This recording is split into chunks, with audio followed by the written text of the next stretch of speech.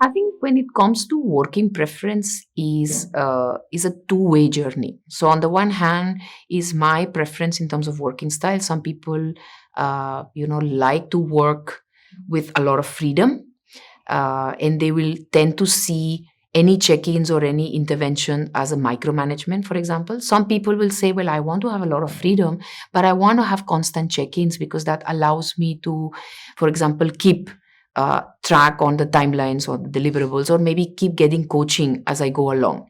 So I think it's important to have a very clear communication of what works for each other.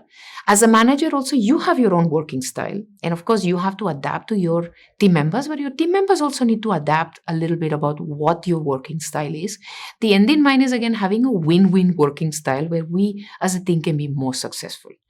The best leaders are those leaders who can really have a plethora of working styles and adapt to different team members and whatever the team member really work, because the end in mind is to make sure that I am maximizing and creating an environment with every one of my colleagues in my team can fulfill his or her full potential.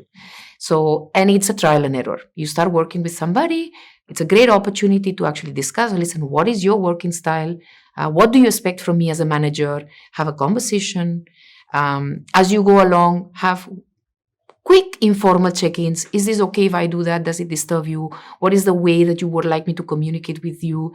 Is chat okay? Is it okay if I send you emails maybe on a weekend? Or do you prefer to, me to schedule them so you get them on Monday? So it is finally going to be a way to make it a win-win for both the parties.